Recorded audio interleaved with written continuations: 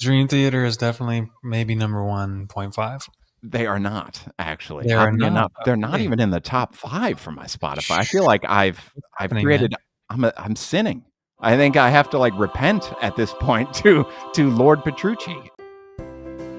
Your hosts, Jonathan Boyd and Ryan Withrow, welcome you to the future of music Christmas Funtime Spectacular. I hope you enjoyed that intro as much as I That enjoyed was trying to that was make it. that was the highlight of my week, especially That's the little. I like the little Santa character, and I yeah. like how you just left it on the screen for a few seconds.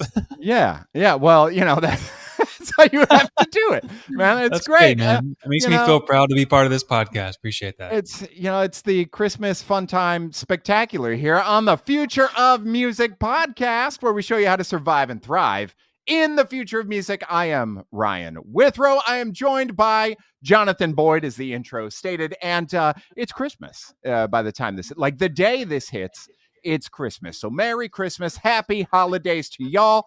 Today's going to be a little different, a little more wacky and zany. Or I wacky. like that word. I think Okay. that's going to get people to stick around right off the bat. The fact that we're Zany. being zany. Yeah, I think that's pretty good. My mustache also on point today. I got that adjusted just in case. Totally But agree. yeah, thanks. But yeah, man, it's good to see you. I know you're going to be traveling for Christmas stuff. I'm not. I'm staying put here, which is great because I'm getting older and travel's terrible. But other than that, we've got a few things to chat about. And I haven't even prepped you on what we're going to chat about today. So I'm just going to like take over. I'm just going to go for it. You don't Do even it. get to talk. Take You're it. not even It's allowed to fine. do that. I don't even want to talk. But Fine. but what people are allowed to do is like, subscribe, and click the alerts button if they want to make sure that they are alerted to every episode coming out. Because this is just a spectacular here, but every episode is equally spectacular. Let's remember that right now. Make sure you follow on your favorite podcast platform as well. Man, it's the year end. It's already 2023 is coming to an end. And outside of it making me feel older every year because the time frame feeling shrinks little by little every single year, 2024 is around the corner. So I wanted Mm. to talk about kind of like a review of this year that we're in right now, 2023, and leading into 2024, what we can expect, what we think we can expect. So first and foremost, I don't know, have you been like seeing all the social media posts of everybody's Spotify Wrapped? Do you even know what that is? Do you even have an idea? I have never heard of that until just now.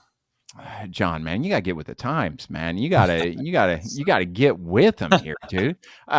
So at the end of every year, it's always a big deal. Yeah, Spotify gives you this little rundown of your year in review on Spotify, your top artists, how many hours you listened, what Interesting. percentile you're in for that specific artist of listeners, Huh. and it's a big deal. So big that all the other companies out there are starting to do this wrapped series for whatever they're selling or having people stream as well. I think PlayStation just did a wrapped for your gaming situation. So there you go. But the wrapped Hmm. is a big deal, and everybody always shares their individual wrapped on social media. And that's because Spotify released the number of people that listened to their streaming platform for 2023, and it is 574 million people were on Spotify this year, which is incredible to me. Even more incredible is my top 5 artists. Can you guess? Can you just take a stab? Who do you think's one of the artists that's in there? Dream Theater is definitely maybe number 1.5. They are not actually. They are Oddly not. enough, they're not Okay. even in the top 5 for my Spotify. I feel Shh. like What's I've happening, created. man? I'm sinning. I think I have to like repent at this point to Lord Petrucci right now. I think that's what I have to do. But no, I've got Imminence, which is a Swedish band. Nobody knows them. Andromeda, we've had him on. What do Okay. you Okay. know? So he's right there. Spirit Box, metal, of course, as well. Hmm. Busta Rhymes. Yeah. Little did you know, I can get down with that hip hop. All right, and then Sleep Token. Okay. That's the fifth one as well. But it's a big deal, and we're talking music. So Billboard 100, they came out with the top 100 Christmas songs of all time, not just now, of All all time. time. I'm going to make you guess all Uh, episode today, all episode. What do you think? Give me, I mean, there's an obvious one in the top 3. So, like, Yeah, give me one of the guesses for the top three. What do you think are one of their top three songs for the top Christmas songs of all time? I mean, we're talking classics and everything. We're talking every Christmas song that exists. I Yeah. mean, Jingle Bells. Nope, that's not there. Oh No, no, think popular songs. Think you turn on that radio, they've Jingle made the Bells. switch. They've made the switch on October 31st at 11:59 p.m.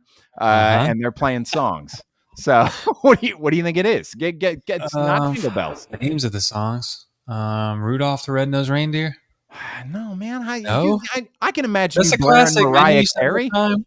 I can imagine you Mariah blasting Carey. Mariah Carey. All I want for Christmas is you. I think that's all you listen to. Is that on I there really? That's number one. That Are is you number kidding me? one. That That is is not the a top classic. song. The Sorry, that's top a song. crapsick. She Sorry. got she got like awarded like a platinum diamond album for that over this past year because it is the top one of all the songs That's behind that's what Christmas Baby Please Come Home and the no, no, Christmas no. song. That's only because they play that in all the shopping malls. Like the Yeah. Mariah Carey song is just blasting all the time, so they have to pay her for. They count them all. Yeah. That's Yeah, the they have only somebody reason. with one of those clicking counters. Exactly. And the guy looks like an umpire in the Yeah. front of Yep, in the front of yep, the store. one. It's his only job. That's all he does. Uh-huh, that's good, but, you'll be Anyway, happy to know because you obviously love the song so much. She released a uh, new music video for it I this can't. season I can't as believe. I well. really can't believe that. Like Oh, it's how is that? How is that the song? it's my Not wife's Nat King favorite. Cole. Is Nat King Cole on the list at least? He's 3rd. There. Okay. Yeah, he's Third. 3rd, Come but on. my wife's favorite is "All I Want for Christmas Is You." I have to hear it a lot. She's Oh, cheering well, right now in the background. I saw her, like, putting the fist in the air for "Yay, Yippee Skippy," mm, but, every time I hear those sleigh bells, well, little bit of insanity creeps in. yeah. I'm not gonna lie at this point. My day just got a little bit weirder, but That's whatever. okay. So, Yeah. we're talking about this year, right? So I just wanted to Mhm. give you some fun stats here, but I Okay. want to have a conversation with you today on, first of all, the fact that we have done almost 40 episodes at this point, and we've been doing them weekly. So almost an entire year of us having these conversations and unpacking all of these crazy developments in technology, music tech, music industry stuff, AI, VR, AR, who knows what else? All the I don't even know acronyms. at this point, all the things.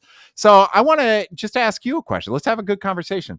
What do you feel like was the biggest breakthrough in 2023 for music tech and the world of music and what we're going into and what we discuss every single time? Out of all the topics we've discussed, what do you think was the biggest breakthrough that we had this year in music tech and why? I'm just going to throw it at you. You know, I think there are a number of potential breakthroughs, ones that are in process of breaking through, if that even makes sense, because it seems like a breakthrough is instant. But I think I can't even remember if it's all this year, but it seems like it has been. The ability for AI to actually write coherent music, especially that sounds like other people, but songs. So one of our most recent things that we talked about was Suno and how you can literally type in a phrase and it writes like a hit song in 1 minute. And it's not the fact that it's a hit song. That's absolutely amazing. But the just the nature of being able to have a computer where no human is involved, or maybe a little bit of input, but you don't actually have to play the music, record the music, mix the music, master the music to make the music anymore. And that's a huge thing. I think that's maybe the biggest breakthrough that happened.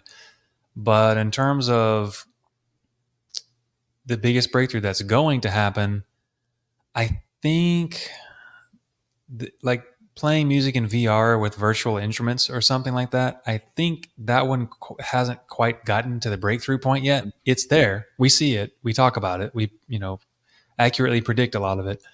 But I think that one has a little bit more development to go. But I think once it kind of, gains momentum, I think that's actually going to have a bigger effect in terms of changing, as cliche as it sounds, changing the world for what the technology is.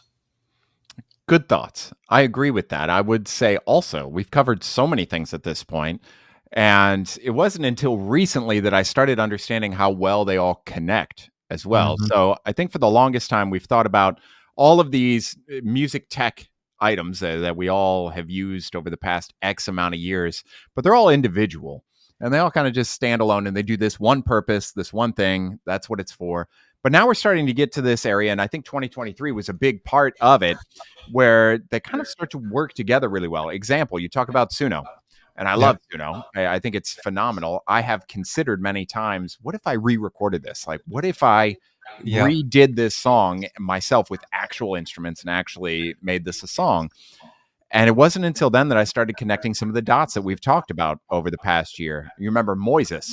I Yep. remember that app was one where you upload and you can take away all of the elements individually. So I could take something from Suno, I could Mm. upload it to Moises, and I could say, let me just listen to the guitar parts to analyze that. And I could drop everything but the guitar, and it'll help me understand. But even further now, it analyzes the chords. So Moises now can say that first chord is an E minor 9. Like, there you go. That's the chord. So that you could start to repurpose. But it wasn't until recently that I started seeing all of these start to be able to be used jointly together and be able to play with them. I think that the AI music writing has been the most fun, really, for me. The songwriting that you're talking about, like Suno, Hmm. it's just, it's breaking down the barrier that we've talked about a lot, which is, I think for the longest time when people ask if somebody's a good band, they always have to associate two things. One, do they write good music, and do they play well? And those had to be hand in hand. They couldn't Hmm. be separate at all. So when you ask me, is Dream Theater a good group? I'm like, yeah, they write great songs and they're great musicians. So equally, they can do what they need to do. But over this year, we've started removing the element of playing and just focusing Yep. on the songwriting and the ability to be creative.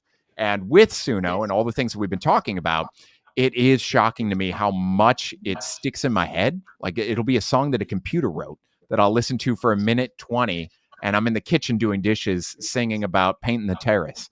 It's a great Uh, song. it's a great song. And every time you and I are chatting and you bring up a funny little quote or something, I just punch it in just randomly just to be like, what's the song that it comes up with this? It's just fun. And I think that's the key. That's the big thing. I'm talking about a lot of stuff, but music creation and education and learning is turning from this hard process, this difficult, pain in the ass Yep. process, into something that's easily fun and enjoyable. And it's easy. And you just have a good time doing it. And that's what I think we've seen in 2023 is that we're starting to lean over into the direction of, you know what, forget the hard stuff. Like, let's bypass that. Let's just have fun with it. Let's really enjoy that. So for 2023, I think Suno is a big one. The one that I'm excited to actually have on the show, just a little spoiler alert for everybody, we are going to be talking with everybody from Piano Vision as well. So when you start to think about the augmented reality music learning environments, I think that for me is one of the biggest breakthroughs as a guitarist and as a performer, for sure. But for the ease and accessibility of music writing, things like Suno, Moises, all of that is just massive for me. And it's all been within the same year, the same 6 months that these tools have been coming out. And it's incredible. So let's talk about 2024. This is the big thing, the predictions. All right. We're going to Yep. keep predicting. Don't worry. What do you think we start to see in 2024, man? We've seen so much happening already, and we didn't think 95% of this stuff would come true as quick as it did in 2023. But what does next year look like? What do you predict? Give me those predictions. Yeah. So in general, I'm going to get philosophical for a second. So like or physical, I should say. In general, the way breakthroughs occur is that something exists at a certain level, and then maybe a new invention, maybe a new discovery, something happens that changes the ability or changes the level that, whatever we're talking about can output on. So what I mean is, like, you're on this level, and then all of a sudden, I don't know, going from nylon guitar strings to somebody invents steel guitar strings, and all of a sudden you can bend like crazy. Boom. People's levels start to go up, right? But once you get to that level, what happens after that is not another big jump, but it's just iterations. So you get linearly better. So the reason I talk about this is because I think the AI music generation idea has already hit the breakthrough level, and now it's just going to increase linearly. It's going to get better. It's going to get more dialed in. It's going to sound better. People are going to use it more, etc. But it's already there. It just needs to be polished up and continue to get better. I think in 2024 we're going to see breakthroughs of two main specific things. One is AR music learning for traditional instruments. So you just mentioned piano vision. I think that's going to be. I think we're going to see a lot more competitors, and that's going to become a topic. Like it's going to become a focused central thing rather than this thing that's on the periphery. Um, and I think we're going to start to see mainstream adoption within the sphere of people using AR specifically for music. Not mainstream, like mainstream. Maybe I think we'll get some mainstream attention about that, maybe in news and stuff like that. But then the other thing is in the VR space, I think that coming slightly after the AR traditional instrument music learning will be the instrument agnostic music learning in VR. So not having to have or play an instrument whatsoever and knowing anything about it, to being able to play and create music and not just go to Suno or go to an app and type in something to generate sounds. That's not what I'm talking about. I'm talking about your ability to understand the language of sound and express it, in time, having a conversation, etc. Good. I agree with that. I think what we're seeing with a lot of this is like a newfound interest in music writing. I think for the longest time, again, going back to what I said before, you had to be a good player to write good music. Mm-hmm. And I think a lot of the people close to our age, older, have stopped any thought or promise or hope for ever being able to be creative and write music and be a musician without taking the time of hours and hours and hours to practice an instrument. But Yep. with the new generation coming and seeing the adoption for things like piano vision, of course, but even further, things like virtuoso, where we had Jonathan on here, and there was nothing musical about it. I mean, it could if you wanted to really focus on like the meter and the key signatures, you could, but you start seeing the brains working in a sense of color, shape, and knowing that it's all going to sound just fine and good. Just have fun, just go do it, don't worry about what's going on. Mm-hmm. And I think we've lost sight over the years of the fact that that's the best way to learn the creative process, and that most of the musicians we listen to and think back on from 5 decades ago or so, that we're like, man, nobody writes music like that anymore. It's because they used to be like, screw theory, screw the music. Like, I don't care. Just give me the guitar, make sure it's in tune, and I'll figure it out. And they would write Yep. amazing stuff because there was no barrier of having to learn that stuff. They just did. And they just went through. They didn't second guess bringing a chord in that made zero sense in a key signature. It just sounded good. So they would just do it. So we went from that to, I think, this era of you've got to be an intense player and you've got to shred on guitar and you've got to be like insane and you've got to really build your chops, especially with things like Instagram and TikTok and comparing yourself with that. So we went to Mm-hmm. this more like dedicated technical focus, which then dropped off the creativity focus. So I think we're coming back around to a realization that that's where we get good music. That's where we get music with meaning and connection and emotion, is when we don't remember the technical side of everything. So I think we're getting back into that. And that will allow a lot more people the accessibility to start having fun. And with that, I think I piggyback on this conversation that we've had, and we brought in the idea of like the VR studio and the AR studios.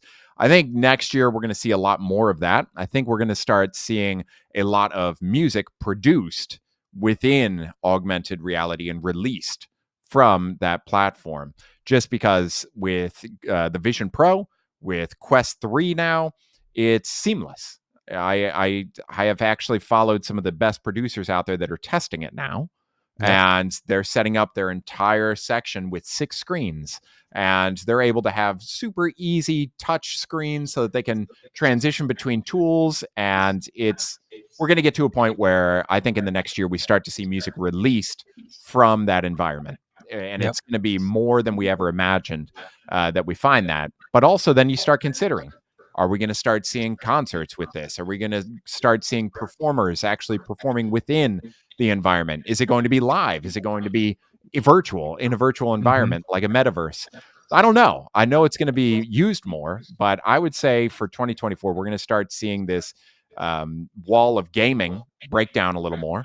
And the accessibility is going to start to make its way into everyday living and creativity and workflow for a lot of these people that are doing it already. But the workflow alone is amazing in comparison. So I think we're going to see the adoption of it in a studio setting and in a proper release setting for music in 2024, in addition to what you mentioned, AI stuff. It's only going to get better. I think we're going to end next year not being able to tell the difference It's at all. possible for sure. Yeah, we're going to get to a point where Painting My Terrace is on the radio and people are like, I got to see this guy in concert. And it's just Yeah. Suno AI. But it's exciting. I think that having this podcast and being able to have these conversations with you really brings to light what we know is the case. We know that this stuff is booming and it's growing so fast. But when we intentionally have to have a conversation every week about what's happening, we start to realize even more that, oh shit, like this is insane how quickly this is happening. And I think that everything we just mentioned will probably be done in 2 months, 3 months. It won't even be the end of 2024. And then it's going to be on Very to the possible. next crazy thing that we're like, oh my gosh, what is this? And I'm excited for it. I'm here for it.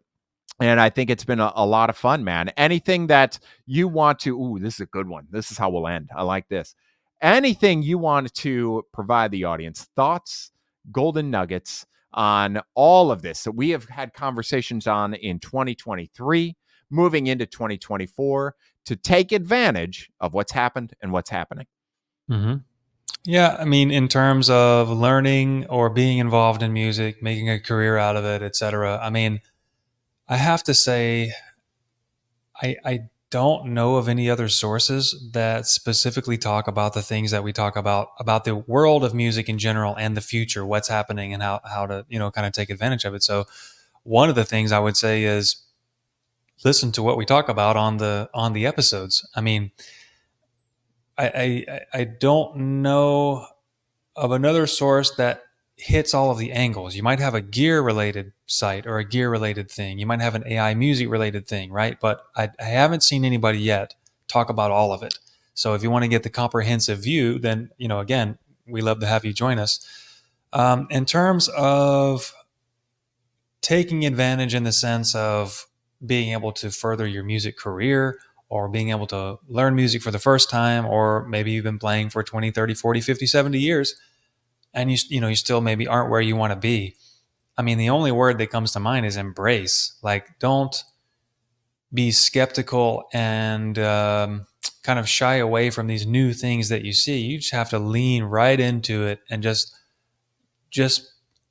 as they say, have a child's mind and just absorb it, see it, taste it, smell it, experience it, and just see what's possible.